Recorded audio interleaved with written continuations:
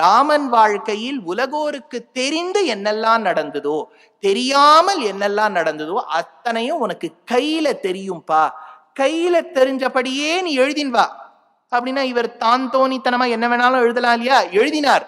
எழுதின பிறகு லவகுஷாளுக்கு கத்து கொடுத்து, லவகுஷால் இந்த ராமாயணத்தை ராமருக்கு முன்னே பிரஸ்துதம் பண்ணி ராமரும் அங்கீகரித்தபடியால் ராமன் வாழ்க்கையில நடந்ததை எழுதிய வால்மீகி எழுதினது சத்தியம்தான் தெரிய வருது. Point number 1. இதுல பாயிண்ட் நம்பர் 2. இப்ப இந்த கரையான் புற்றுன்னு ஒண்ணு சொன்னேன் பாருங்க. இந்த கரையான் புற்றுக்கு வல்மீகம்னு பேர். இது வேதத்துல ஒரு இடத்துல வருது. இந்த வேதத்துல வரக்கூடிய இடம்தான் ஊர்ஜவா ஏதகும் ரசப் பிருத்திவ்யா உபதீகா உத்திஹந்தி யத் வல்மீகம் யத் வல்மீகவபா சம்பாரோ பவதி ஊர்ஜமேவ ரசம் பிருத்திவ்யா அவருந்தே அதோ ஸ்ரோத்ரமேவ ஸ்ரோத்ரகும் ஏதத் பிருத்திவ்யாக ஏதத் வல்மீகா அப்படின்னு யஜுர்வேதத்துல வருது.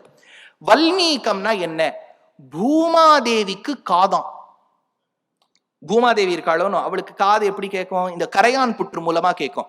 அப்போ பூமாதேவியின் காதுதான் கரையான் புற்று.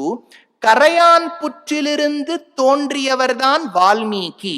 அதனால வால்மீகி மகர்ஷி பூமாதேவியின் பிள்ளை ஸ்தானம். பூமாதேவியின் மீது உழுது புத்திரகாமேஷ்டி செய்து கண்டெடுக்கப்பட்டவள் சீதை என்கின்ற வைதேகி. அப்படின்னா பூமாதேவிக்கு பெண் ஸ்தானம். இவர் பிள்ளை, அவர் பொண்ணு என்று சொன்னால் அண்ணா தங்க. அதனால தான் கர்ப்ப காலத்தில் தன் அண்ணா வீட்டுக்கு செல்லட்டும் என்று ராமர் இவளை வால்மீகி ஆசிரமத்தை கிட்ட கொண்டு விடுனார்.